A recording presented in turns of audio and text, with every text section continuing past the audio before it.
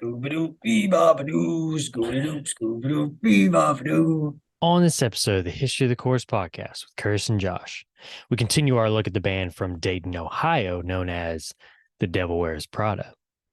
Make sure to follow us on Twitter at IsSurvivedByPro for news and latest episode postings. And make sure to subscribe to the show, leave us a 5-star review, and write us a comment on YouTube or whatever podcast service you're using. Make sure to check us out on TikTok and give us a follow at IsSurvivedByProductions. And if you'd like to see us do some live streams, leave us a comment or tweet us the keyword stream. Now, without further ado, let's start the show. The devil is in Atlanta, army surrounded.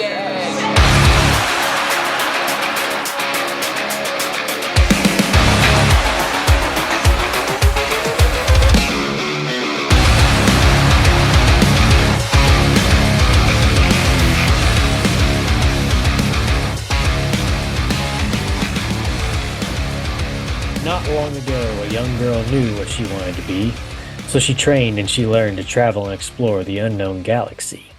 Elizabeth had a dream, maybe like you, maybe like me. Mankind searched the universe. Curiosity can be a curse. Elizabeth had a dream, maybe like you, maybe like me. Or you. Welcome back to the History of the Chorus podcast, sponsored by the Church of the Seventh Track, where each and every episode we take a look at the history of a band from the core genre. I'm Curtis, and with me as always is my co-host, Josh. What up? What's up, dude? What's going on? Oh, just saturating my ears with the Devil Wears Prada. Saturating. You Zambi. It's This the is Zambi EP. the The golden years. Yes, I mean, I think we said last time that this is the best block. You know, we always have our favorite block, or we're strongly opinionated. So in our opinion, it's the best block. It's the best block. For each of these bands, and this is it for me, with the exception of Transient Blues, because that album is so hit and miss. It's weird, yeah. Yeah, we'll talk about it more when we get there. But yeah, I'm with you.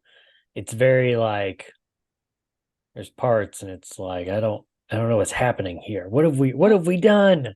I was like, the beginning comes in so strong, and then just Praise Poison, yeah. yeah.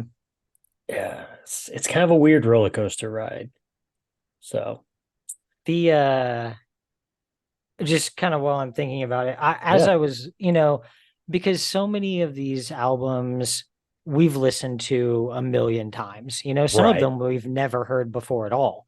Right. But some, like where we're going to start today with the Zombie EP, we've heard a million times. And I'm always, I don't know, I always like to bring up things that I notice, or things that hit me a certain way, or still are very effective little tools that they've used. And the Zombie EP, just again and again, it's the background zombie noises that there's a couple parts that I didn't even realize that those were zombie noises until this listen through. Okay. And it was just because, like, I don't know, I was at a point where, like, I didn't hear anything but that. It was pretty silent this morning, like when I was listening to it. And I was just like, oh, because there's some parts where I'd noticed that there were some zombie noises, but there were a couple parts where I thought it was just like an ambient kind of texture. And no, it's just like snarling and breathing and okay. And then also the old chainsaw intro on Anatomy. Yeah. That's what I always think of. But it doesn't play as cleanly on streaming as it does on the CD, because it's a very seamless transition from Escape to Anatomy on the CD. And with this, like when you're streaming it, it just kind of there's that gap there. You don't get that cold start on just the streaming. Is that what you're saying? Because you get kind of the cold start at the very end of the song before it, with It the should cold start, chainsaw. yeah, it should start on Escape. Yeah. The version I was listening to today does have the full cold start on Anatomy. Oh, okay. Yeah, so they kind of like, I'm sure they've changed the time, Hmm. from what it was on the CD. It was probably like Escape was 4 minutes and 50 seconds, and now it's 4:45. Yeah. Yeah, I'm Hmm. sure it's been Interesting. cut and messed with a little bit. Probably so. Those have been Josh's initial thoughts on this episode. All right, before we dive too deep into the episode here, couple of housekeeping things. First off, I want to remind all our listeners me and Josh agreed on it on the fly in the last episode. But Josh is set to, well, he's, I don't know, I shouldn't say he's set. He should be getting ready for next week's episode, the final part of the Devil Wears Prada.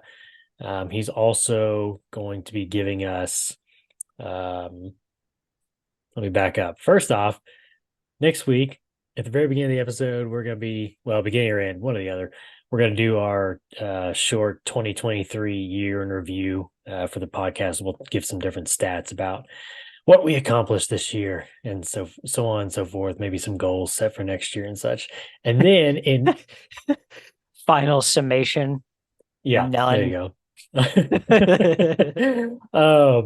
And then along with that, Josh is going to give us his top 5 eras of bands that we've talked about so far in the history of the Chorus podcast. You still on track for that, Josh? Or are you just like, I don't remember saying that? No, I remember us talking about that. I'd like forgotten until you brought it up again. I was like, oh yeah, I need to do that. But Yeah. yeah, I think that's a good idea because wasn't I saying that this like block here is Mhm. easily top That's 5? Like this that's one how it definitely came makes the up. cut. Yeah. Okay. Yeah. Because you Yeah. said something about if we would have already done it, this would have knocked somebody out probably. Yeah. So Yeah. By the time we got here, yeah. I would have had to kick off old number 5. And this is, I think this will probably be a thing where we can probably do it like yearly. Um, but this first time through, we had a few things in 2022, just a few bands, go ahead and group those into this group. So overall, all the bands so far that we've talked about, go ahead and add them into that Okay. pool Yeah. to draw from. So yeah, that's it. So be on the lookout for that in the next week's episode, the year in review from the History of the Course podcast, straight to you. All righty, let's do a little what did you listen to this week here? I'll go ahead and start us off this time. I only had 2 that I wanted to bring up real quick here. So the one right behind me right here is if you listen to After Hours podcast with me and Eric a couple of weeks ago or a couple of episodes ago. Yeah, a couple episodes ago. I don't remember. I don't even. They all blur Time together. is a flat circle, Curtis. I did 2 more today. So, and I almost said at the beginning of our intro here, the After Hours podcast. So, we're off to a great start. But anyway, this was a suggestion of his in his little band spotlight called Execution Day. This is their very first EP, from the bottom of my heart. My favorite track on there is the finisher, Order 66. I think I sent it to you. You never Yeah, replied. I haven't So I haven't listened to it yet. yeah. I haven't But anyway, listened to it yet. it's pretty good. It's a pretty good song. It's a pretty good album. They have one full length. He's told me about it, and if you want to check out the full description on them, it's one of the After Hours episodes. Couldn't tell you which one. I think it might be the Silverstein one. It might be the episode before that. I forget. But he gives a full synopsis of that band, who they are and such. But they do have one full length album. I haven't listened to it just yet, but he has suggested it, so it's on the radar. And then, I mean, we recognize this one, right? We recognize this, huh? Oh yeah. Yeah. The Before you old tell me about that one, let me ask you, why is it called Order 66? I think it's in reference to Star Wars because it wasn't What? that. Yeah. Yeah, Wasn't Order that the 66 is the order to execute all Jedi. That's what I was thinking, yeah. And that's one thing it was like, ooh, when I was reading the track list. And we talked about that last week. About or no, we didn't talk about it last week. See, I'm already getting my episodes confused. We talked about it in a previous episode a while back about looking at like track list and reading the names and being like, ooh, that could be good. Or it's like, that does not sound good, just by Yeah. reading the name. And so when I read the track list the first time through, I got to that one. I was like, Order 66. Ooh. Ooh. Yeah. So I enjoyed that. So yeah, check that out. Like I said, I sent that to you. And then yeah, we have Vanna's Honest Hearts EP. And look, it ain't no search party EP. I mean, we all know that's the best one they got, EP wise at least. Um, but yeah, Honest Where Hearts has got some good stuff on it though. where did this one fall in the timeline? Honest Hearts. Yeah. This was the transition from whatever the one vocalist name was to Davey on vocals. So this is right after um A New Hope. In between A New Okay. Hope and They Came Bearing Bones. Okay. Yeah, What's the this is one the after they came bearing bones? um Is that issues or no, I can't remember, but it's the block that starts to go downhill. okay. I just couldn't remember Um how close this was to yeah, this is trending in the direction. This is to me, this is the uh that's tough to say. I would say this is like there's like three parts. I would say there's three parts to Vanna. And this is kind of the second part because you got Davey coming in as on your unclean vocals, and then you still got Evan as your clean vocalist for this album and the next one, which is and They Came Bearing Bones, and then he dips. Um, I wish I could. okay. I mean, I could look it up real quick, but this one has got the two um, reimagine, I guess you could say, or redone songs, Dead Language and Trash Mouth with Davey on vocals. And then they've got, I think, three originals. And which my favorite original on there was Sending Vessels. That's a pretty good song. Um, yeah. What'd you listen to, Josh? Okay, before I show you mine, the Order 66 thing, it Mm-hmm. made me think of it's when like a metal band has like or like a metalcore band has a one-off song that's about something like that, and I haven't read the lyrics to it, so I don't know if it's supposed to be about actually about Order 66, I or don't if it think just it like is. okay. Yeah, I don't think it is, I but mean, it was smart. The band's yeah, named Execution Day, like right. Did you it listen to the works. song? No, not yet. Oh, okay. I No. thought you were saying you just now listened to a little bit of it. But anyway, go ahead. Oh no. Um, but it made me think of the song Headshot by My Children, My Bride. Okay. Do you know that one? No. Okay. It's an old one. I think it was off the Unbreakable album. That was 2008. Oh, So, okay. but it's about Halo. Like all the Nice. lyrics Oh, are okay. like, Headshot. Yeah, that's like true. work for Halo. Right. Okay. But yeah, I Cool. remember that song being really popular. Real quick, it's okay. So it's in between A New Hope and They Came Bearing Bones, and then after They Came Bearing Bones was The Few and Far Between, and then Okay. Void, and then All Hell.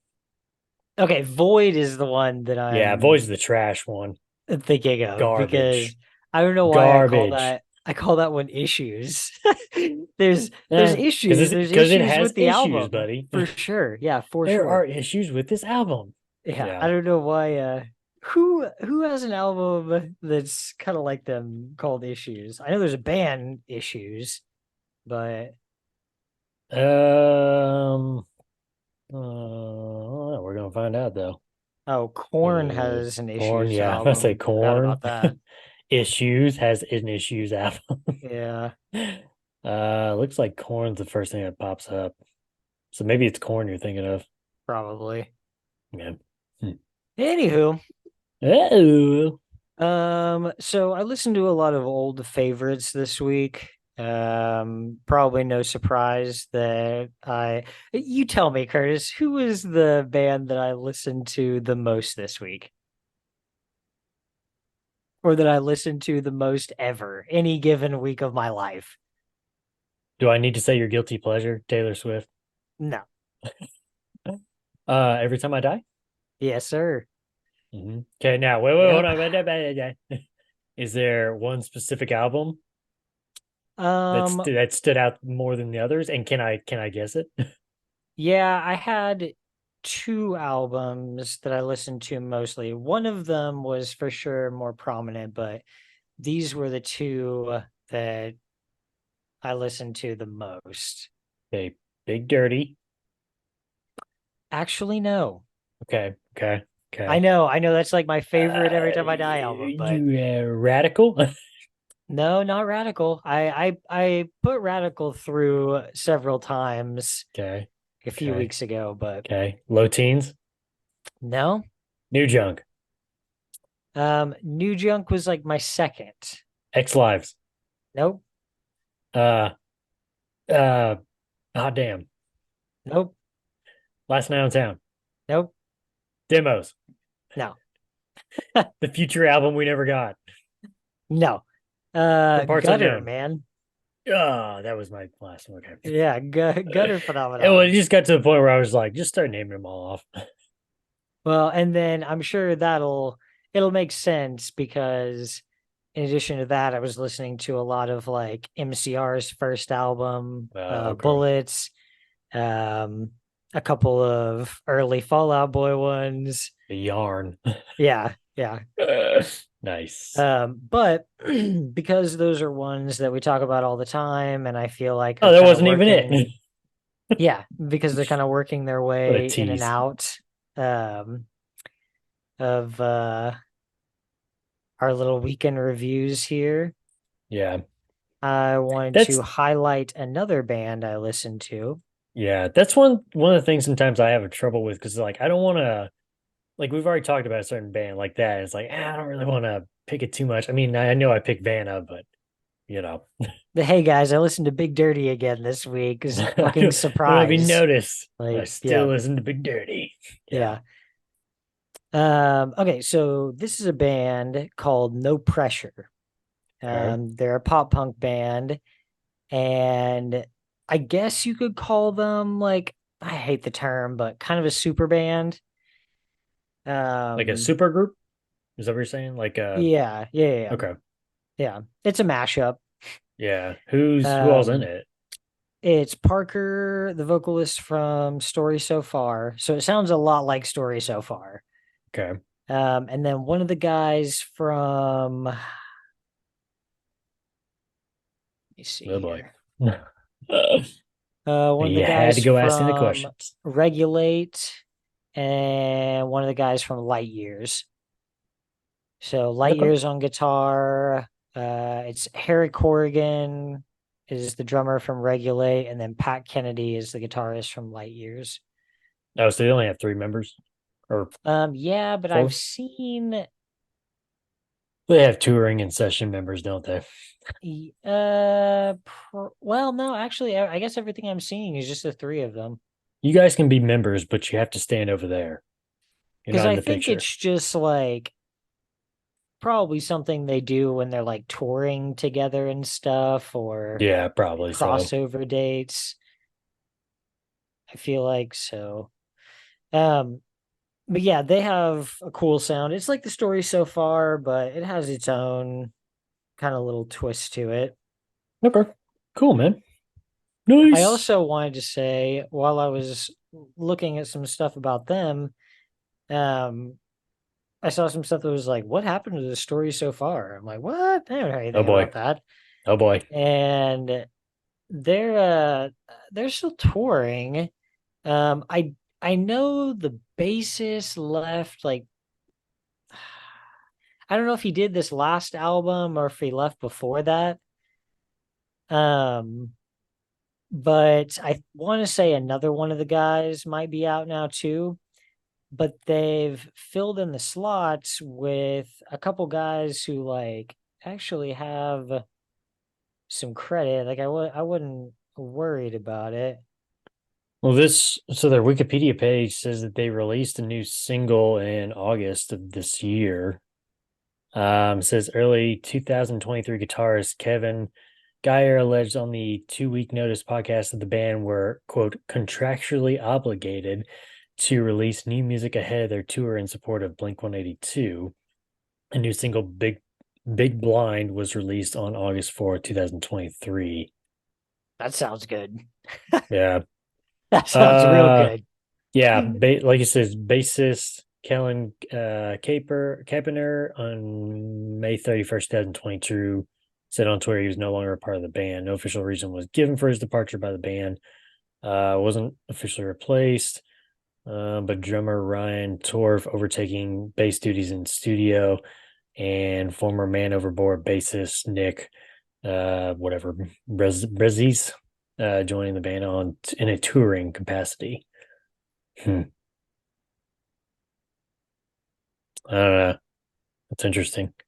This looks like they're just kind of moving some different stuff around, though. I didn't realize I was muted. I was like, man, he's really just plowing over me there. Oh, sorry, I didn't. Sorry, No, and you're I can't good. even You're see good. you. So sorry, Um, because usually I'm like, you're muted, but I can't even. I couldn't even see you at that point. the You don't matter.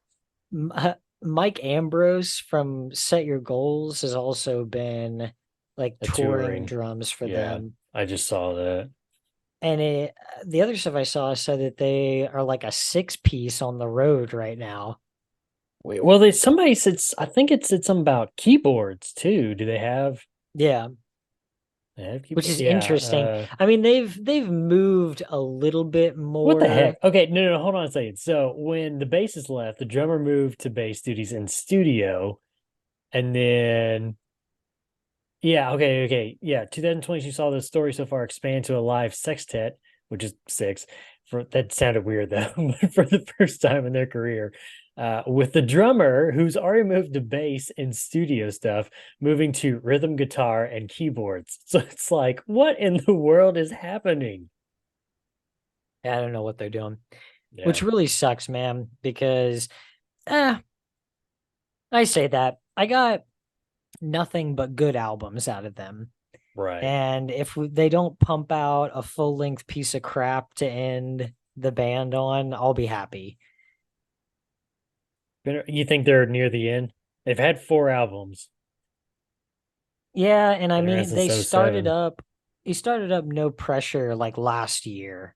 Or Yeah, actually okay. no, did it say I think it said 2020 maybe was the first like stuff that they put out.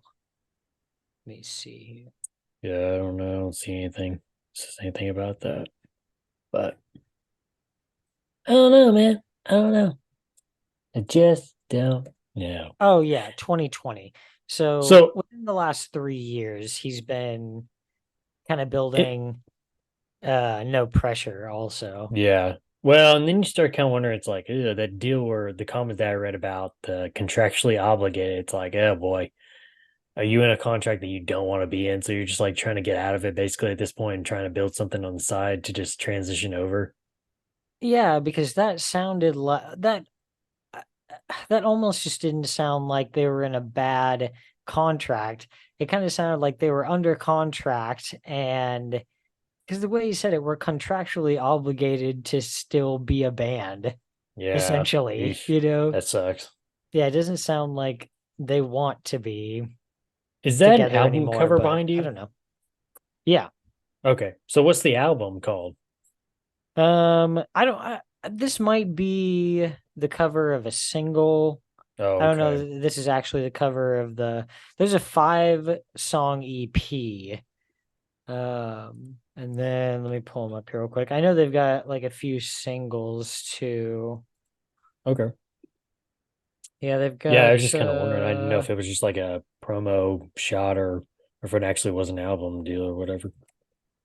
Yeah, they did an LP, so it's 10 tracks, and that was last year. I've listened to a Okay. few off of that, and then there's several singles. Yeah, and then the one that is behind me is from their first EP, which was 5 songs from 2020. So, Gotcha. but Okay.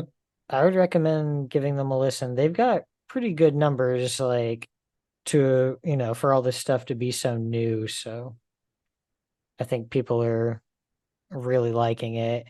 I mean, stories so far always did well. They just, I don't know, for whatever reason, I feel like they never ascended to that household name level, like, like a Newfound Glory or 4 Years Strong. But Right. Hmm. Listen to a little bit of it, of an album or a song. This sounds pretty good. yeah, they're He almost kind solid. of sounds kind of Blink 182 ish, though, in his voice. Yeesh. Hmm. Hmm. I feel like I've never like really picked that up from him. Yeah. Maybe it was just that song and the way the production was done or something like that, but or maybe Yeah, that little section that I just heard it at or whatever. interesting. Cool, cool.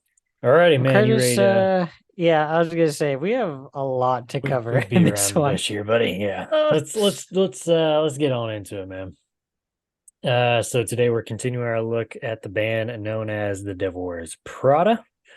When we last left off, the guys had just released with Roots Above and Branches Below. Did I say that right? I did, right? Yeah. Okay. Yeah, I always have to kind of like question myself. I'm like, yeah, which one's up, which one's down?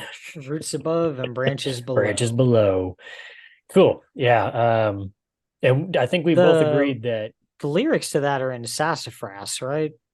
yes, Okay. yes, yeah, they are.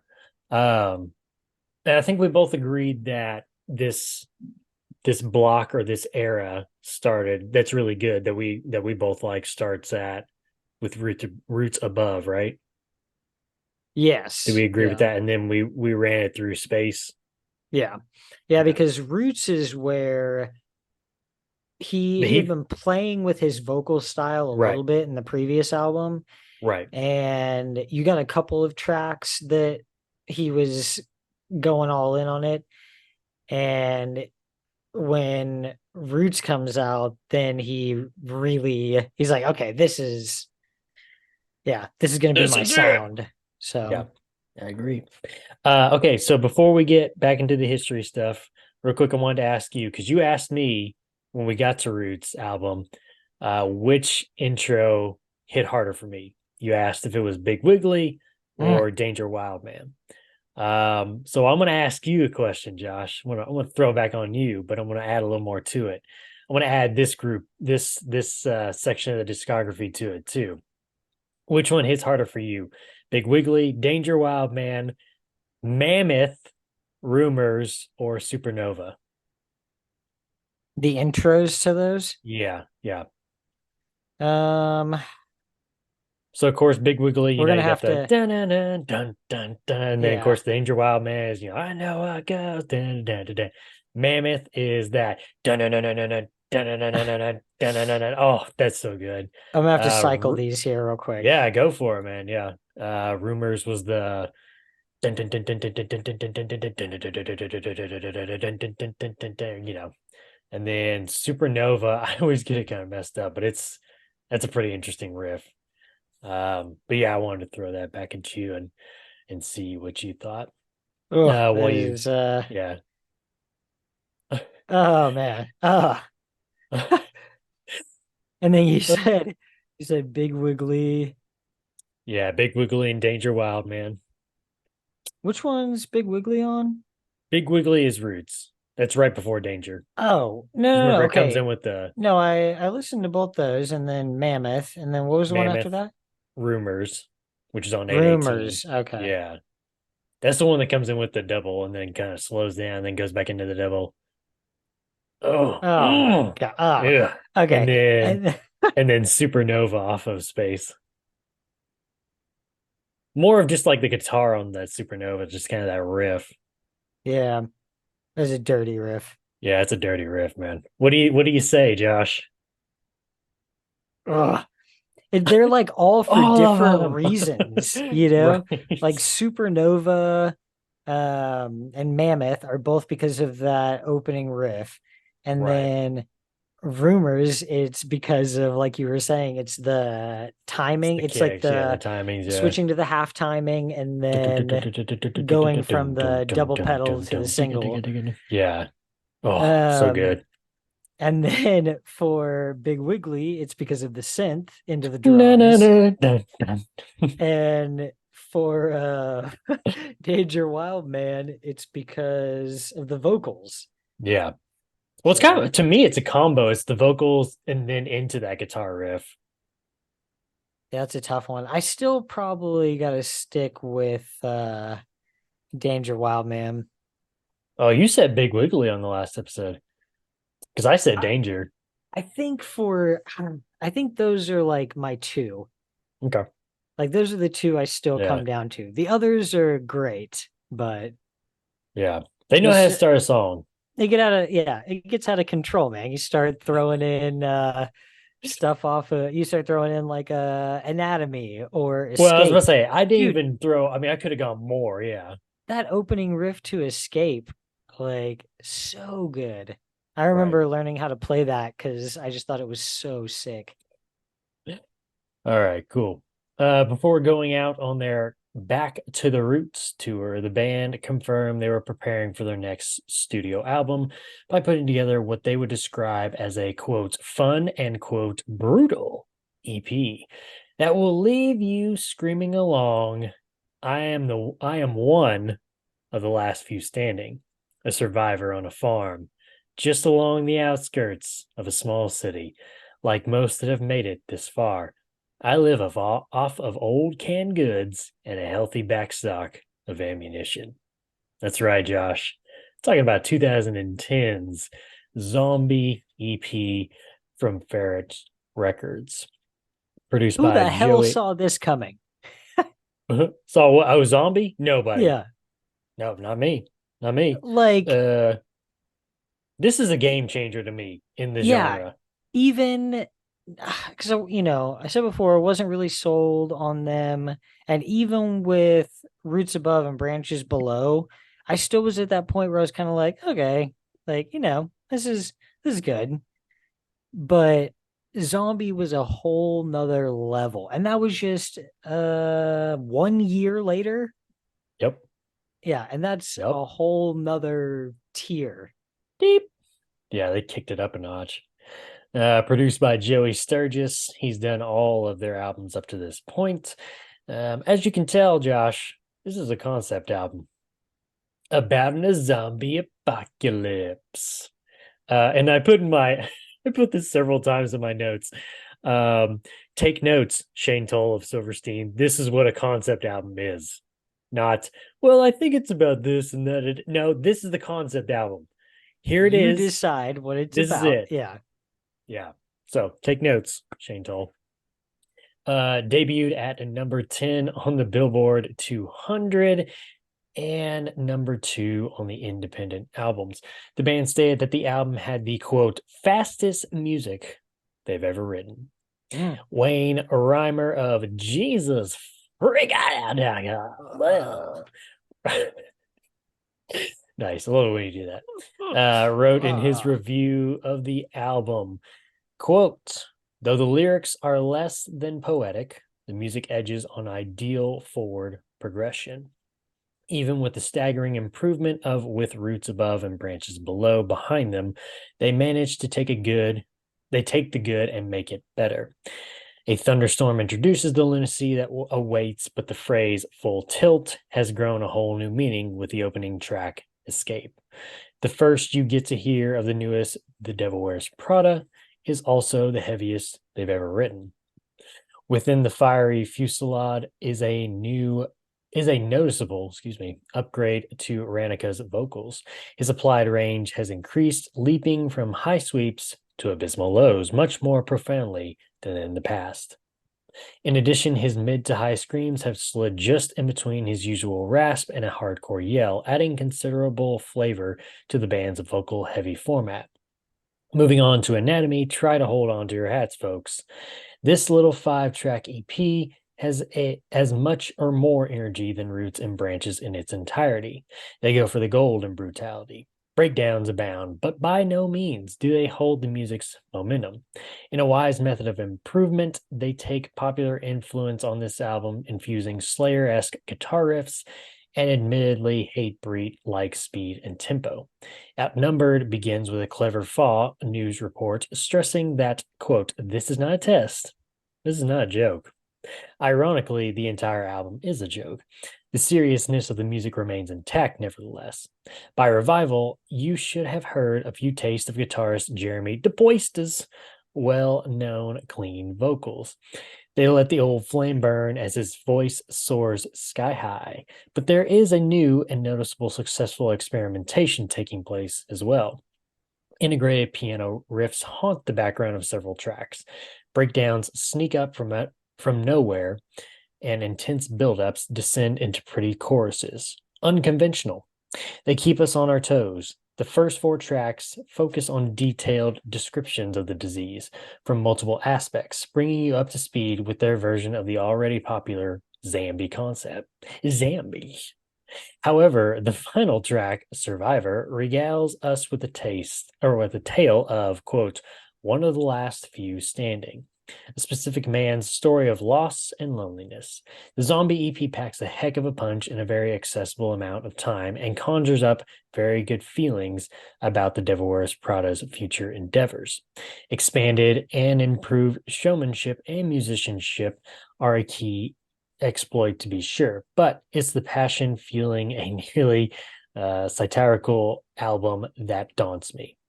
The Zombie EP is a tempered steel doorstop holding open the way for the Devil Wears Prada's subsequent full length. You all right over there, Josh? What happened? He's good. All He's good. good. Okay. You do realize you still have no pressure up, right? Oh, yep. I I mean, I just don't did. care. I That's like just looked you, down at man. your screen and I was like, huh? I looked at mine. Uh, I just uh. said it. Oh yeah. Songs on the Zombie EP include Escape, Anatomy, Yeah. Outnumbered, The House of the Dragon. Yeah, Outnumbered, Revive, Ellen. and Survivor. I don't know if I told this story on the last episode or not. This was Tell me a really story. so. So I told you before in the last episode that their first 2 albums, Dear Love, well, I guess you could say Patterns of Horizon, Dear Love, and Plagues, I never listened to, but I had heard a little bit of off of Roots Above. And are you strobing? What's happening over there? One of I just see a their bunch of like strobe lights on you. yeah, this is one of their music videos. It's Oh, very okay. strange. Anyway, um, I had heard a few songs off of Roots Above, Branches Below, but I didn't really get into them until the Zombie EP came out. And the way that I got to listen to Zombie EP was I was a senior in high school, um, going to tech school, and a buddy of mine, he had this album, and I had the Disambiguation album from Under Oath, and he was a big fan of Under Oath. He wanted to listen to it, so he said, "I'll trade you your Disambiguation CD for the weekend for my Zombie EP from the Devil Wears Prada." And I thought, okay. I mean, I wasn't really too big into them at all. Like I said, I'd heard a little bit of them, but wasn't like drawn in at that time. I was like, yeah, sure, why not? I almost like didn't want that Disambiguation CD back, man, because that zombie EP was just so good, you know. Yeah. So yeah, that was this is the big jumping off point for me with the Devil Wears Prada. And then once Dead Throne came into it's over, dude. Game I'm over. sold. Game over, man. Dead Throne was sick. And then now, getting to listen to like 818 in space, it's like, forget about it, man. Forget about So this is definitely the new era of the band. This is where we start getting some mature, serious song titles. They definitely turn up the volume to about 11 or 12 on this album. They crank it up. Um, it's like they said, this is the fastest music they've ever written. So they're definitely taking a step forward in their progression. So, did you have anything else to say about Zombie EP? I know you talked about it a little bit already. No, it's just stupid good. I just wanted to, whenever we do the next one, because I Yeah. still haven't listened to Z2. I was just about to ask you if you had. No, I haven't yet, but I want to listen to them like back to back. So just go right from Survivor into the first Whatever track the on first that one one. is, yeah. Kind of see how I'm they. I'm a little nervous, man. I haven't listened to it either. I'm a little nervous because you have to I think know. that comes in between the act and Color Decay. It's like a little bit from what we've heard from those two albums. Like, I mean, like you gotta hope that they just go back. They gotta go back to that style, because to you would continue hope, doing that, man. you have to capture the original feeling. If you Yeah. don't, then like, what's the point? Unless they're just saying, well, it's a new chapter in the zombie story, or whatever. That's the only thing I can think of. They're like, well, that's why this sounds different. It can't be the same, because it's chapter two. Oh no, I remember I did hit play on Nightfall the other Oh day, like boy. just to get a feel for it. Yeah. They went back. They went back, Okay. bro. It's Okay. it's okay. Okay. It's safe. Okay. Okay. It's safe. Come on. Come on. I It's feel okay. like we're gonna, yeah, like we're gonna I feel hope good so, about it. man. I hope So so. All right, that is 2010's Zombie EP. Starting this episode off with a banger. next week Looking I'm gonna be to asking you if it's Danger Wild Man or Nightfall. Nightfall. So Uh-oh. Okay. Okay. Be on the lookout for that one. Looking to quickly play off the sound found on their EP release, the band quickly started work on their next full length album. In talking about its sound, vocalist Mike Ranica said it will be, quote, a more heavy focused sound from us. We think it would be smart to push that beefy, heavy songwriting from Zombie into the new full length, but with a strong blend of what we usually do with melody.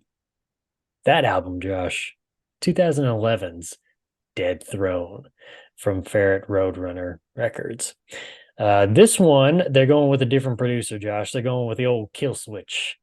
Kill Switch Engage guitarist Adam Dukowitz. dude, This he kills is it. He he does, everything he man. He touches knows. turns to It's gold. gold. It's gold, Jerry. Gold. It's gold, Adam. Yeah. Gold. Um, unfortunately, Josh, this is going to be the last studio album for synth player James Bainey. That's Uh, unfortunate. yeah, not good. Not good. Not good. They do get another synth player, but I mean, it's like he made some good sounds. So, vocalist Mike Ranica described the album by saying, "quote By all means, I'd call it our most emotional, well-written album to date." Selling 32,420 copies in its first week, it peaked at number 10 on the Billboard 200, hit number 1 on the Christian and independent album charts, and peaked at number 3 on the rock and hard rock album charts. Unlike their previous EP, this album is not a concept album, but focuses on the theme of anti-idolatry, as Mike Ranica, vocalist, stated, quote, it's the idea of putting up our idols, heroes, and entities we worship onto a figurative throne. Those things won't stay up there, and they're not meant to be up there. That idea behind Dead Throne is making kings out of things that shouldn't be kings. And this is quickly brought to light on the first track as it opens. What you hold dear is a false account.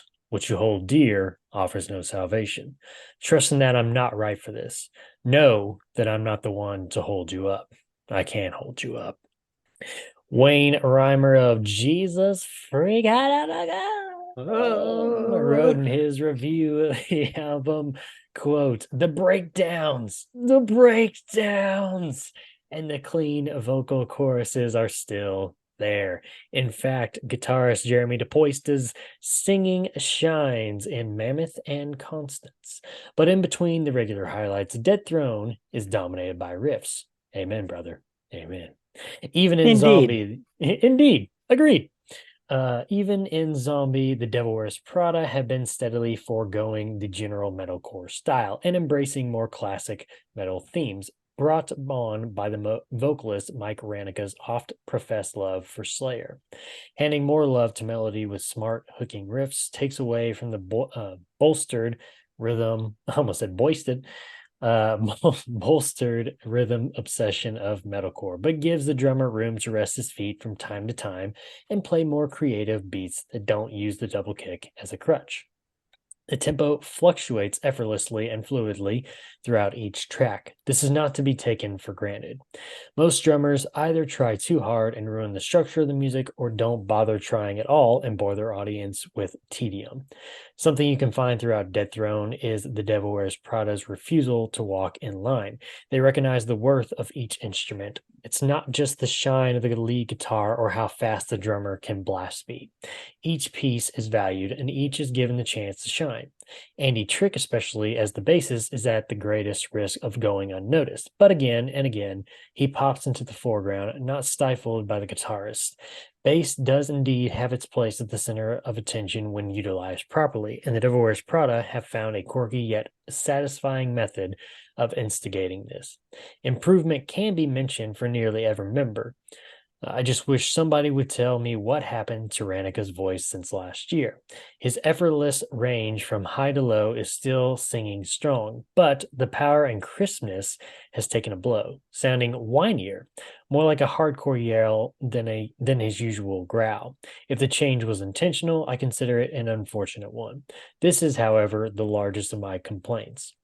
The author goes on to finish his review by saying, quote, after releasing With Roots Above and Branches Below and unintentionally spawning a million copycat bands who practically built their foundation on what the Devil Wears Prada did better than all of them, see We Came as Romans and Attack Attack, to name a few, they nonchalantly move it on to write Zombie. And we all know that didn't sound much like Roots. This should make it obvious for anyone following along that the Devil Wears Prada don't care about creating or following trends. Like every real band, they write music that they want to play. Songs on this album include Dead Throne, Untitled, Mammoth, Vengeance, R.I.T., My Questions, the instrumental track Kansas, Born to Lose, Forever, Decay, Chicago, Constance, Pretenders, and the finale, Hold Fast. Josh, what is your opinion on 2011's Dead Throne? I wish more bands had the foresight to take a successful EP and run with the sound of that EP. You know, I thought about that earlier today listening to this album.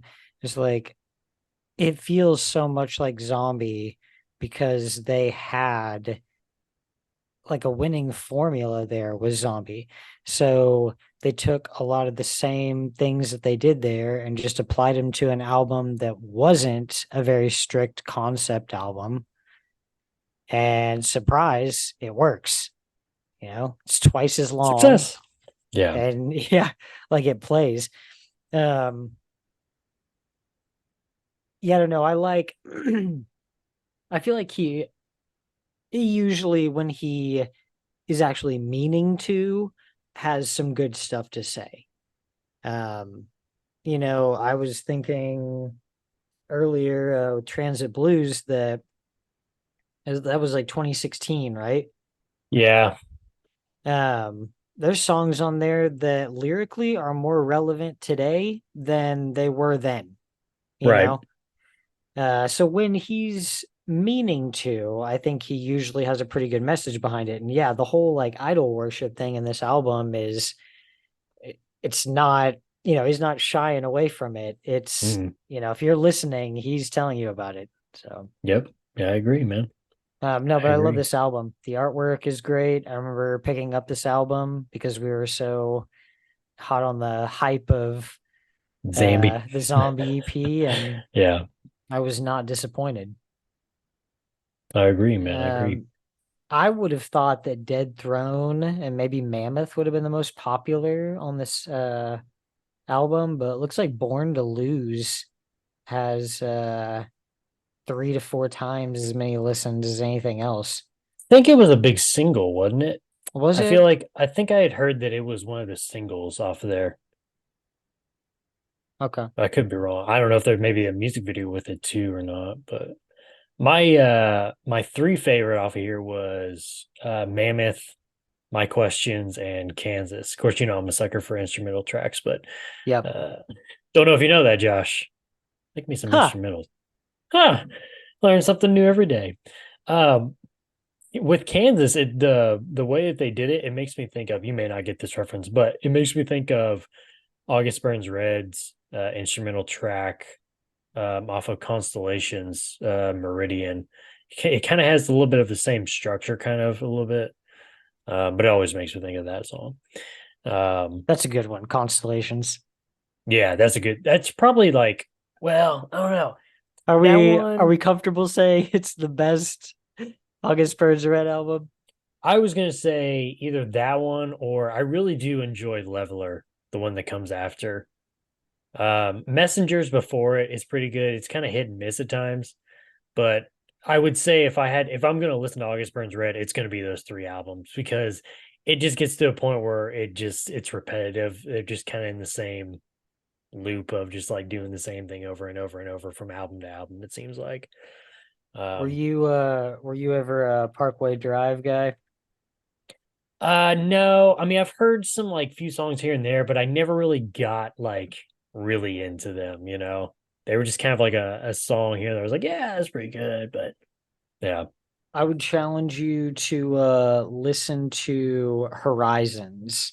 Horizons is Album. like, yeah, is like the album that they're known for. Okay. Just during that golden period, it's 2007. Aussie So core. Yeah. I don't Aussie want to call core, it man. that. Well, they are Australian, so Yeah, no. I'm gonna call it that. All right. I mean, look, we've already coined the phrase hoser core, so eventually we're Yeah, probably gonna get to Parkway Drive, and it's gonna be known as Aussie core. So yeah. With some of the new things that we're gonna be doing for, like Throne of the Dragon and stuff, I want to bring in, I want to, we need to lock down those sound clips because I want oh boy. to, anytime we're talking the Canadian invasion or anything like that, I want to be able to throw up our Canadian invasion sound clip. No, no, no, We'll no, come no, up no, with no, no, no, one no, for no. Aussie chords too. Moi. Crikey. And be like, that's not a knife. Dun dun That's not a dun. knife. I like that. Okay, cool. Yeah. Making some notes and some progressions on a live episode, Behind the scenes. seeing how the meat is made. Anyway, the goop. Um, yeah, I mean, this is one that I agree with what he's saying. It's like there's a nice flow to what the reviewer is saying. There's a really nice flow to the album. There's not a transition for every song to the next one, but I mean, it's just overall it just feels like it flows. Um, and I Yeah, enjoy that. it's just got a, I mean, that's the best way to say it. It's just got a good flow to it. There's ups and Yeah, downs, but it never kind of stops dead in its tracks. right. Yep.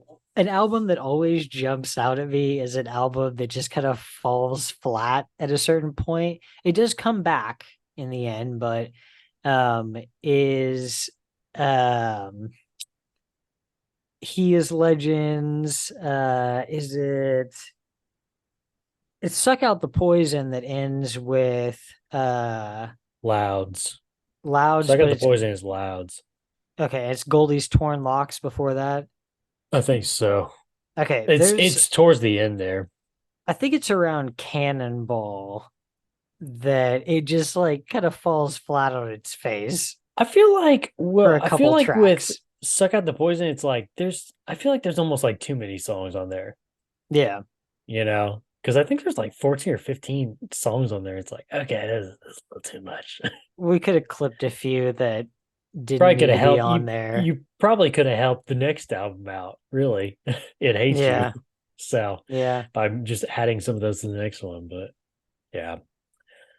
Alrighty, that's 2011's Dead Throne. After the release of Dead Throne, vocalist Mike Ranica looked back on the band's discography so far, stating, quote, "Our early material was dumb, plain, Oh, and simple. Moving away from that, I think we've grown into smarter, more creative riffs, along with that's easier to follow honest. songs." I mean, just telling it like it is. Our It's old shit things sucked. it's things like that that mark the evolution of the Devil Wears Prada. I would like to think that he's talking like probably pre uh, Roots Above, Branches Below. I mean, who knows? He may be talking a little bit about that one too, but I would think he'd be talking about like Plagues and Dear Love and such. But on June 26, 2012, the band released their first live recording entitled Dead and Alive Live Album, which was recorded on December 14th, 2011, at a show in Worcester, Massachusetts at the Palladium. That was while they were on their Dead Throne tour. So it was released as a CD slash DVD set, and it was the last recording to feature James Bainey on synth before he left the band. Um, did you get to watch it at all? The DVD set? Yes. Yeah, I watched most of it Okay. actually So when I yeah, got home it's early. it's a good it seems like it's more a combination of Dead Throne Zombie and Roots. I don't think there was anything from pre-Roots on there. So I think it's just those three albums really that they played off of. It's really good set. I was gonna ask you, because I thought maybe you had watched it before today, but I guess I'll go and ask you since you did watch it. I know you're a big fan of that Glass House set from Zayo. Oh baby. Uh, does this rival it at all? I don't know if it rivals it, but it's a Okay. good live show and it's Yeah. like shot well. The only thing that kind of bugs me is like sometimes I do wish they weren't just doing so much chaotic camera work. Yeah, I was gonna Sometimes say I it want to almost feels like it's a see, music video at that point. yeah, sometimes I want to see what everybody's doing at the same time. I don't want Yeah. to just see, because there's so many parts where I'm like, I want to see how the guitarist is handling that Hmm. difficult part. I don't Right. want to be Yep. watching the drummer during that part. Like it's Right. totally uninteresting drum part. So yeah, Why just why am I watching the drummer watch the guitars do the hard part? I should be watching yeah, the guitars. yeah, I can't see it in a reflection of his eyes. yeah. But it was very good. They put on a pretty good show. Yeah, they know how to do it, man. I liked him coming out for that one song, playing guitar. I didn't hate that. I feel like Kansas. Yeah. normally that would be kind of gimmicky, but he was getting down. So Yeah. He was loving it for the first time, or for the first time, for the time being, though. James Bainey would not be replaced. So at this time, they're down from six members to five, with some of the different members kind of taking charge of the synth work on the next couple of albums. In preparation for releasing their next full length, vocalist Mike Ranica would give fans some insight into what was coming by saying the album lyrically would be more sad and miserable while getting heavier and darker than its predecessor, Dead Throne. The band was also excited for the new synth sounds that would be brought to the album by other members of the group in James Bainey and Barney's nice. Barney. James Bainey's absence. That is 2013's 818 from Roadrunner Records. Josh, it was good enough that we got the old kill switch producer, Adam Dunkowitz. Let's add to Adam on this album the old one himself, Matt Goldman. A double whammy.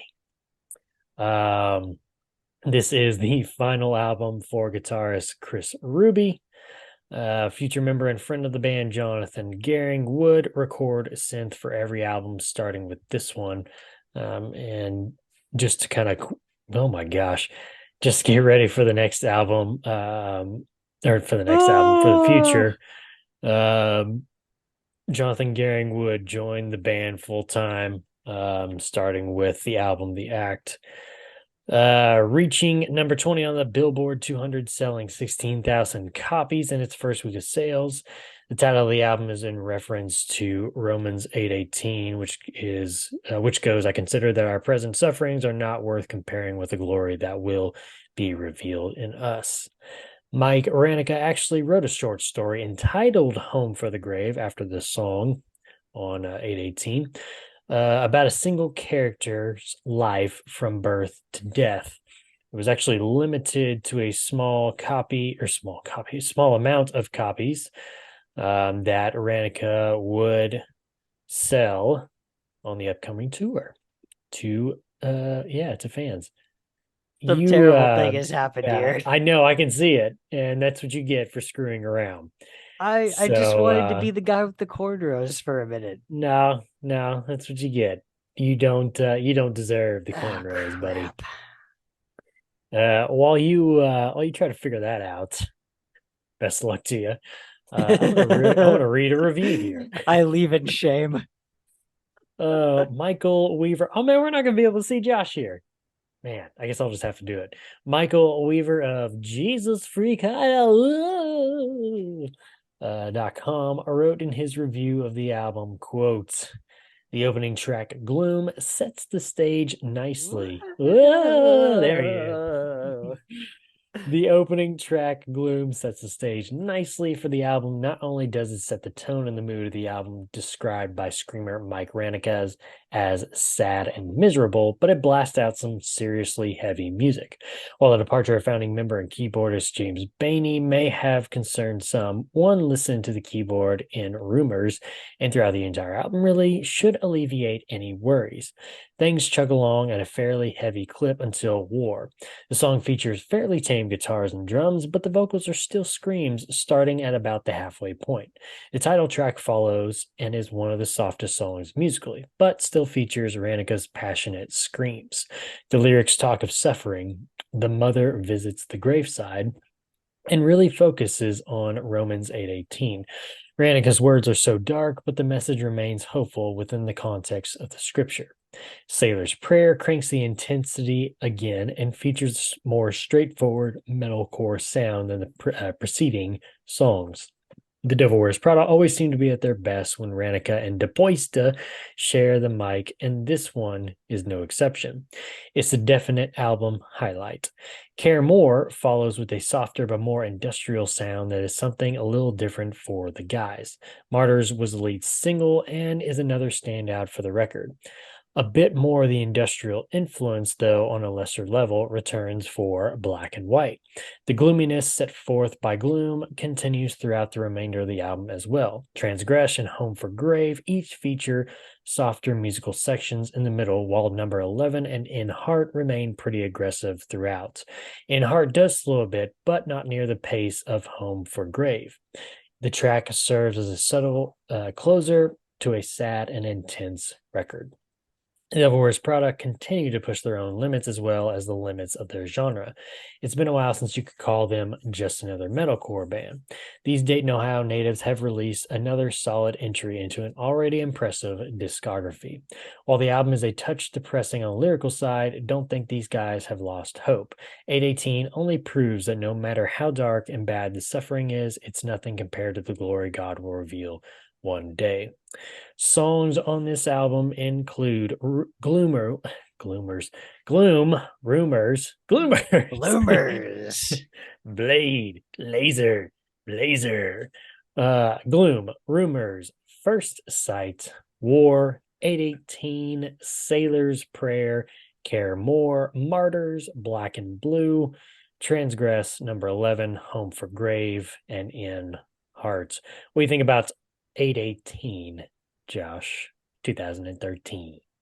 8:18. I do 18, like 18, 818. 19, 18. Um It Oh, does have its ups and downs, though. okay. Um, Even some of the tracks that are like harder hitting don't grab me as much as, some of the ones on Dead Throne or Zombie. Name one. Uh, number 11. Okay. Okay. I don't know. Like, Okay. it just doesn't have the same hook for some reason that Dead Throne does. Okay. And I don't know exactly what it is. It does feel like it's recorded a little bit differently. Yeah. Adam didn't do this one, did he? He did. Yeah, it was He did Adam do this and one? Matt Okay. Goldman. Yeah. It feels a little bit different. I don't know why. Like in the recording, even in the last album. Yeah. I don't know what that Well, is, but who knows, man. I Although mean I did the whole hear time I one. was just like, I don't know, I just can't put my finger on it. Yeah, I did hear one time that Adam is a pretty like open, like lenient producer where it's like you can come up to or you can come up to certain producers and be like, hey, I want to do it this way. And they're kind of like, I don't think it's gonna work. Whereas Adam's like, yeah, sure, let's try it. So it may Yeah. be maybe more of a band thing. They're like, hey, we want it to sound like this. Like, okay, yeah, let's try that. Why not? Whatever. Yeah. Hey, I'm getting paid. What do I care? Um, yeah, I like this album. I don't, the one thing that really I don't like is that industrial sound that the reviewer talks about. I don't like Care More. That is an automatic skip for me. Yeah. I just can't do that. I just, ugh. Man, I'm gonna tell you, Josh, this is a tight race for me in terms of favorite album on the episode. I mean, Dead Throne is my jam, but 818's coming right there. I mean, right behind it, man. Um, yeah, I don't. I think I still lean Dead Throne, but 818 is right on its heels. Um, yeah, I don't know. I mean, like I said earlier, I love that intro for Rumors. Sailor's Prayer is a good one. I do like Home for Grave and the way it ends in Heart. Um, but yeah, I think definitely like Dead Throne is still my favorite, but yeah, like I said, 818 is coming up hard on its heels. So delish. Yeah, I do like this one, and I had the CD too, but it just doesn't, I don't know. It just Like you doesn't say, you just couldn't put your finger on it though, hook right? me. Yeah, Yeah. like Dead Okay. Throne did. It's okay. Could be worse. Could be Transit Blues. Oh, I love that one. Oh, gotta love it. All right, that is 2013's 818. The band would be invited once again to Van's Warped Tour in 2014. The end of 2014 also saw the band's contract with Roadrunner Records finish as well. The band would look for a new label, and boy, oh boy, would they find one. They would find a label, Josh, that at one point took a chance on a little unknown band from Dayton, Ohio. That's right, they went right back to Rise Records. If you remember in our last episode, that's the record label that signed them after Patterns of a Horizon demo took a chance on them. Okay. In honor of the fifth anniversary of their critically acclaimed album, A Zombie EP, the band would plan a tour to play the EP in full. Be a nice little concert to go to.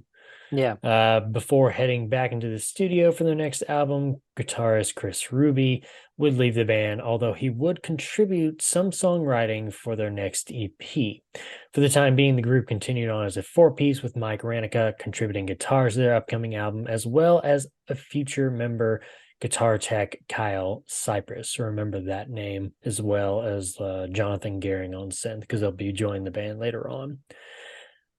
This Josh born a new genre I would like to call spacecore. Space, the final frontier. These are the voyages of the band The Devil Wears Prada.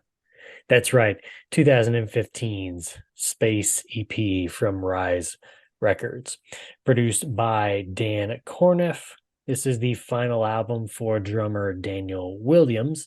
Much like the Zombie EP, this EP would also be a concept album, this time about, you guessed it, Josh, space. Chad Bauer of Loudwire.com wrote in his review of the album, quote, sound-wise, the album is dynamic. After an intro of a space launch, Planet A kicks in. Heavy guitars and Ranica's screaming vocals ease into a mellow interlude before the rocket boosters kick back in.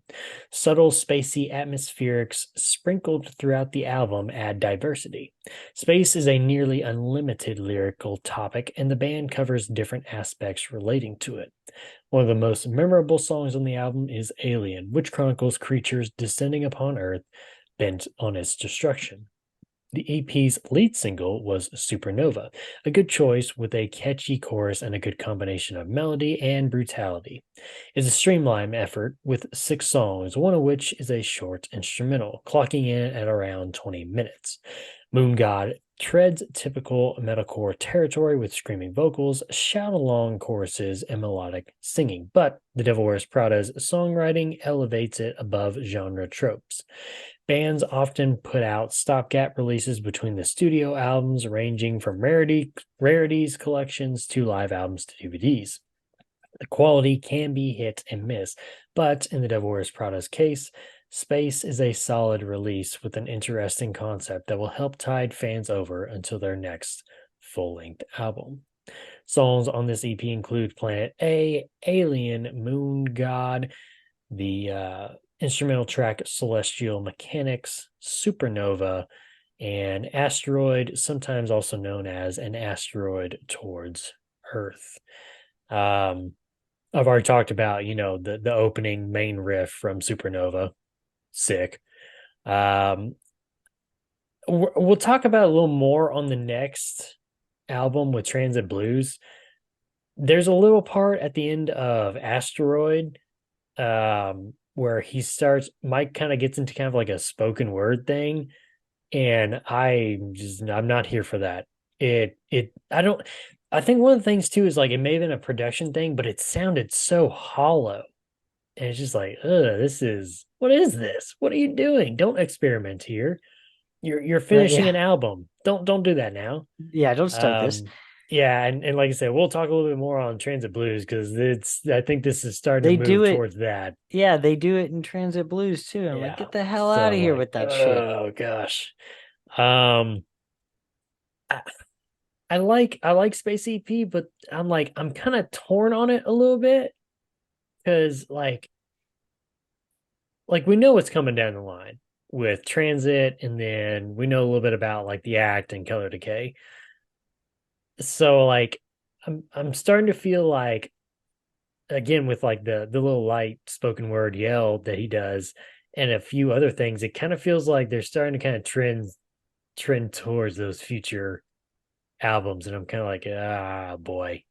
But overall, I mean, I do enjoy this album, but yeah, there's a few elements here and there I'm kind of like, oh, okay. So, Oh yeah, I'm uh, concerned for the full lengths, yeah, that are down the road. I'm not worried about Z2. That sounds like it's great, but yeah, yeah, you did suppress my worry a little bit. What do you think about Space EP, Josh? I like space. I I like do space. wish I like turtles. I like the Wizard of I Oz. like the Wizard of Oz. Um, I do kind of wish they had done it like they did Zombie, it being like a continuous story. This feels kind of A little scattered broken up, yeah. and yeah, like different things happening. Because A starts with the astronaut being stranded on a planet. There was a survivor. Yeah, And that's like pretty much it. I mean, the song ends with like she's by herself, she's yeah. alone out there. And then the very next song is Alien, where all of a sudden, like, we're back at Earth and it's being attacked by aliens. Aliens? They're like these 10-foot tall monsters. Moon God, which is like kind of unclear what that's Yeah. Supposed to be about. I don't know if that's supposed to be about an alien also. What's Celestial Mechanics about? I don't know. There's no lyrics, so Oh, okay. what does the music tell you then? Yeah. That is one of my complaints too, is like I thought there was supposed to be a story with this. What happened? It's just But like a general. I mean, this is like this is a this is. Shane told concept.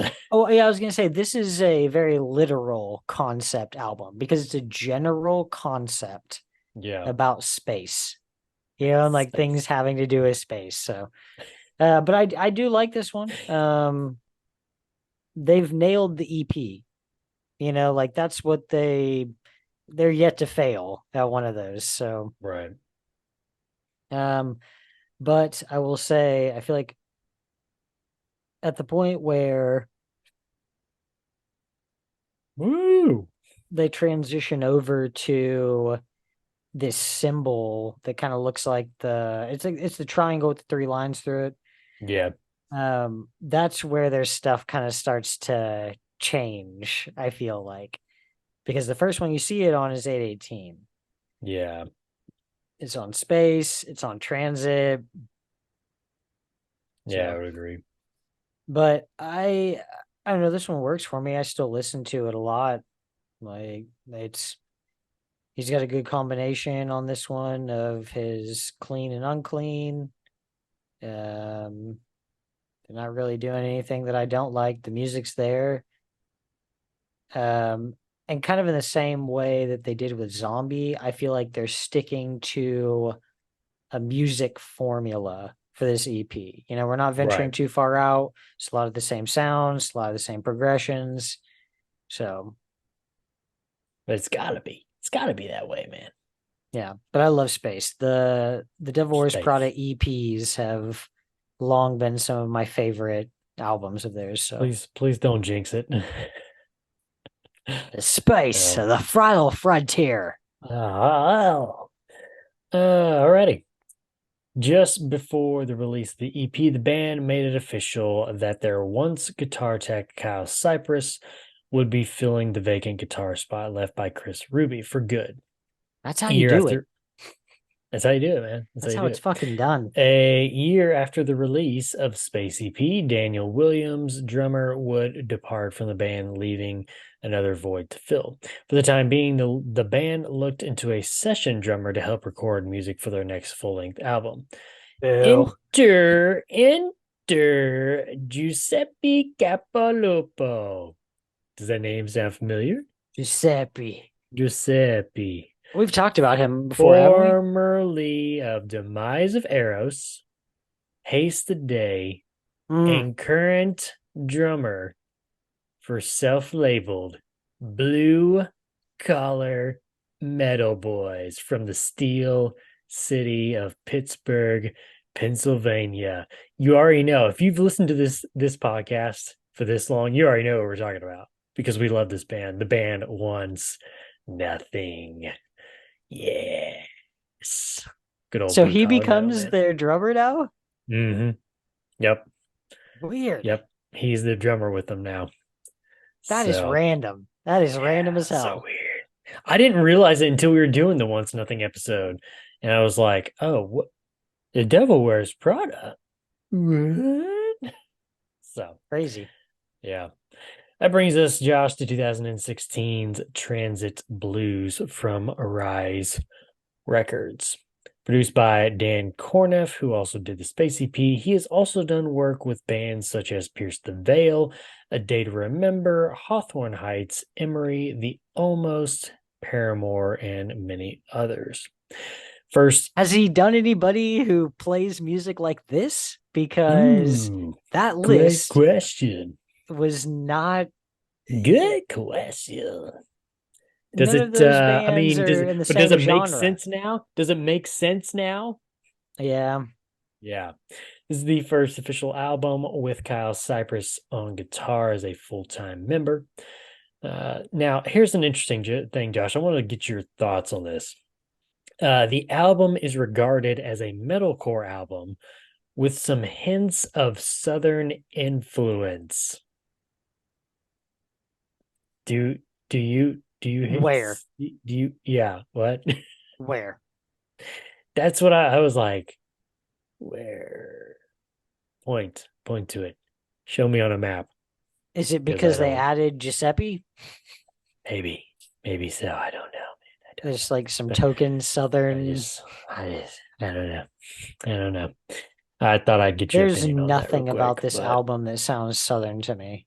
yeah, I'm the Who same said way. that? I don't know. I don't know. We should kill that guy. Give me, oh my gosh. I'm not with this dude. I have no It's clue who that he is. serious. He does not represent the History of the Chorus Uh, podcast nor any other podcast involved in the Survive by Productions. All how right. dare Anyway, he? Graham Wall of IndieVisionMusic.com wrote in his review of the album, quote, "A lot has happened to the American metalcore band in the last 5 years, and Transit Blues is the most recent trace of their existence. Praise No Poison shit, open Graham. Praise Poison opens up the album on a star. Well, you're just like out here just shots fired left and right, man. You don't care. He's done. The episode's about to end. What do I care? Praise Poison opens up the album on a strong note with its surprising new metal aesthetic and progressive structure.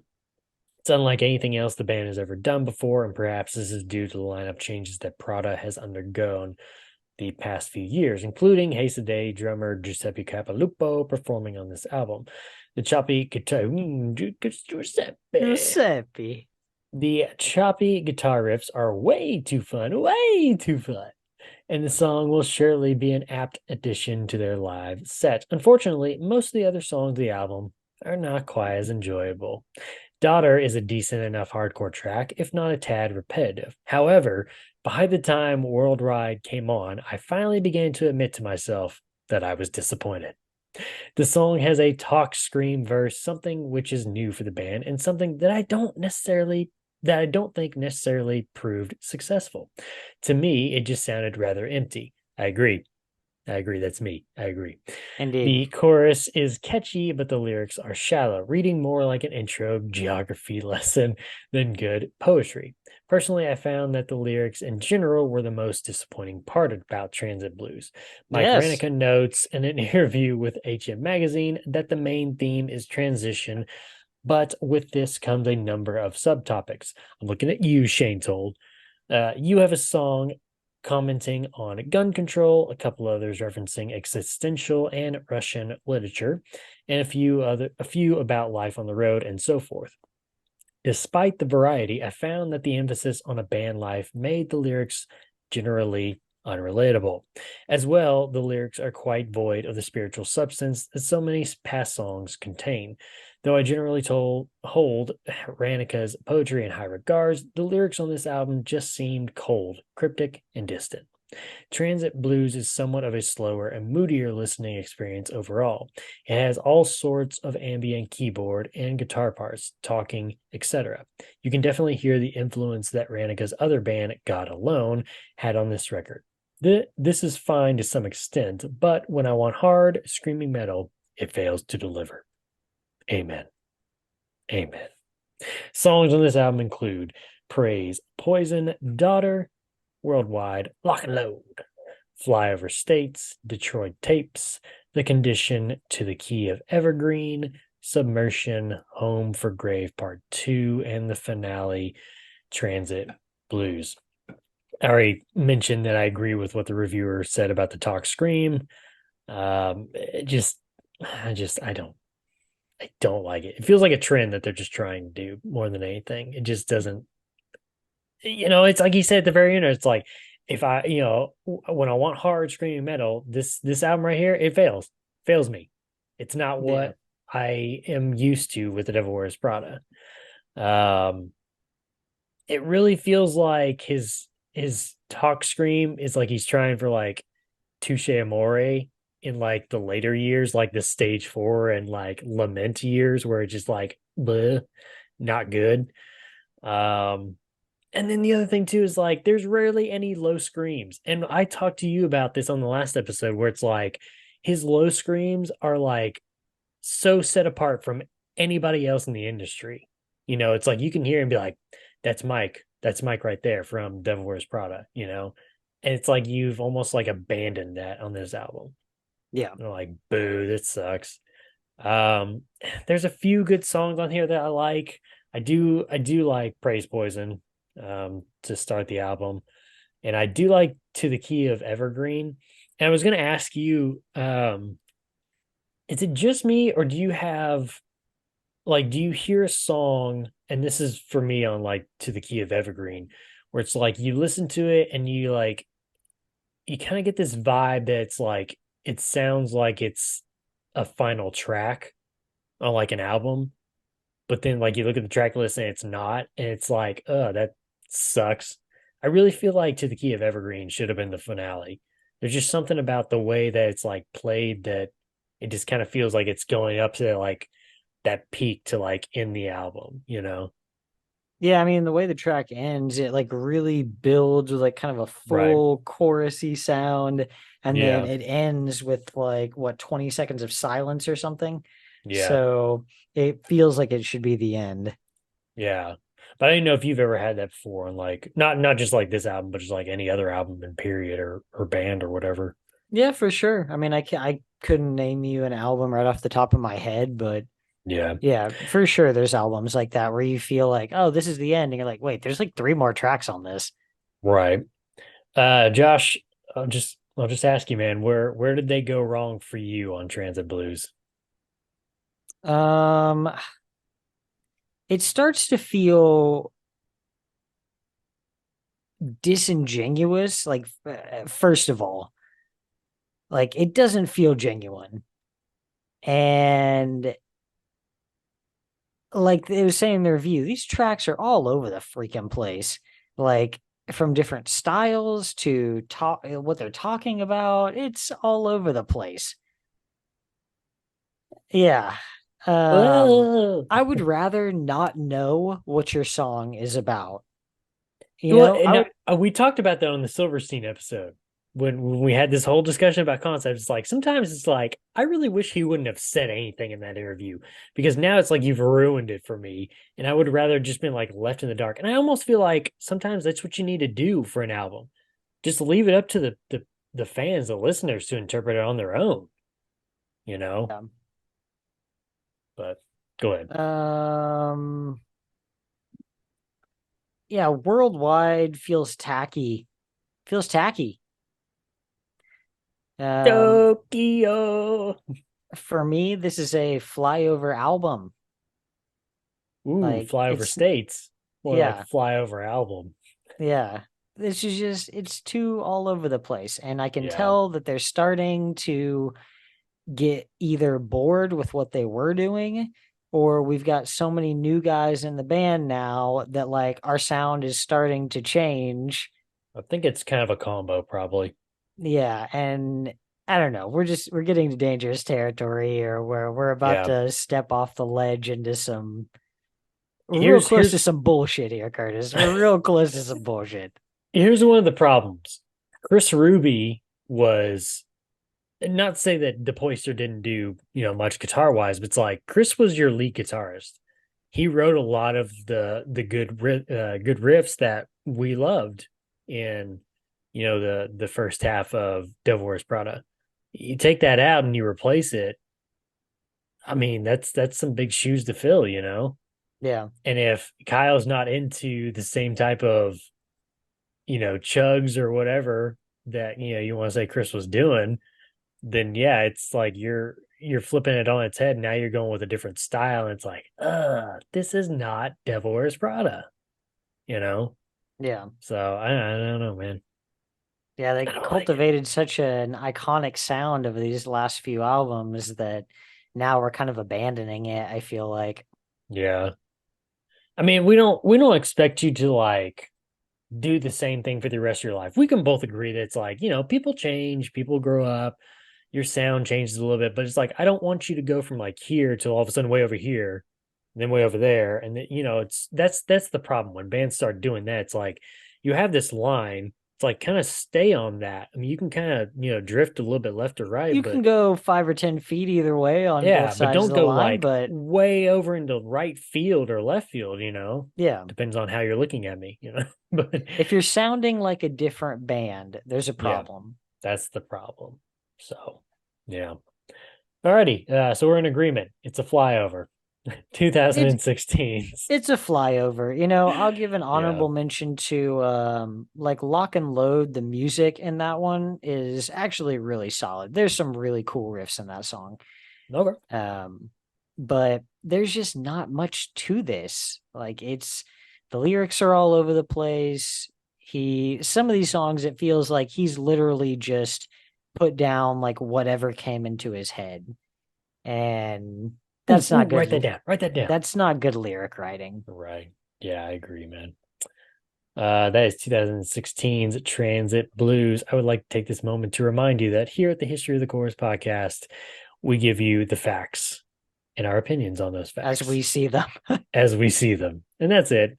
Go listen to these albums and, make your own decision in the end. We're just kind of here to give you a guidance on what to expect from these different albums and such. So, and then our opinions on them personally. But yeah, I think a lot of people will still like this album. I know a lot of people still It's like that just album. not, yeah, it's just I've not, seen the reviews. Yeah. It's not for everybody, man. yeah. I mean, if you're traditional, if you like Zombie EP or you like Roots Above, you're probably not going to like Transit. Or you may like it a little bit, but you're not going to like it. Do you like it or do you like it? Yeah. A year after the release of Transit Blues, the band saw an opportunity to open for Anthrax and Killswitch Engage on their Killthrax tour in 2017. With their contract with Rise Records at an end, the band reached out to Solid State Records to continue their releases. After signing with Solid State Records, the band decided it was time to make session/touring members Jonathan Gehring on synth and Giuseppe Capello on drums, full-time Giuseppe. members of the band. So this is where we're going to leave it, Josh. Current lineup of Mike Rannick on vocals, Kyle Cypress on guitar, Jeremy DeBoista on guitar, Andy Trick on bass, Jonathan Gehring on synth, and Giuseppe Capellupo on drums. I mean, we had 3 lineup changes there in this little episode alone. So That was a lot. I mean, there's this, yeah. I mean, you're talking about a guitarist, brand new drummer, synth. I mean, that can be some key pieces, man, for sure. So we'll see. We'll see what happens, man, with the next 3 albums, The Act and Z2 and Color Decay and so on and so forth. Any Is final? there more so forth? I I don't know. think I that's mean, it, right? I think they may be They in the studio remixed right Color now, though. Decay a few times. Okay. They may be in the studio again already. I thought I saw some stuff from in studio, but maybe not. Any final thoughts, Josh, on this block of discography from the Devil Wears Prada? No, I mean, I think as always, when we're about to go into the third one, we There's a we trend here. I was just thinking about that today too, man. wave goodbye to our favorite part, and we're gonna sit down and take our medicine for the rest of this. Oh no, I'm good. I've already taken my medicine today, so I'm good to go. Alrighty, let's check on out of here. Make sure to follow us on Twitter at Is Survived by Productions for news and the latest episode postings, not just on this show, but our other shows as well. We have the History of the Chorus After Hours podcast, where I sit down with my good friend and avid listener of this very podcast right here, Eric, and we talk about some of the bands that me and Josh have already talked about. We have 2 brand new episodes coming out in the next 2 weeks about I Wrestled a Bear Once and the band Spirit Box. So be on the lookout for those 2 episodes. We also have the Red Right Hand podcast, which has covered all 6 seasons of the BBC/Netflix hit show, The Peaky Blinders. And we also have the Throne of the Dragon podcast, which so far has covered season 1, soon to be season 2 of HBO's House of the Dragon. And also, while you're on Twitter, make sure to follow my co-host at Joshua Lynn Carey. It's right there. It's right there, right below him. Look at that. Beautiful. Make sure to leave us a 5-star review and write us a comment on whatever podcast service you're using. If you want to listen to us and see our smiling faces, head on over to our YouTube page. Just search Is Survived by Productions, and that'll have every episode from all of our shows. Subscribe to the channel and thumbs up the video. Alrighty, we will see you in the next episode where we are finishing the year off with our part 3 of The Devil Wears Prada. We'll see you.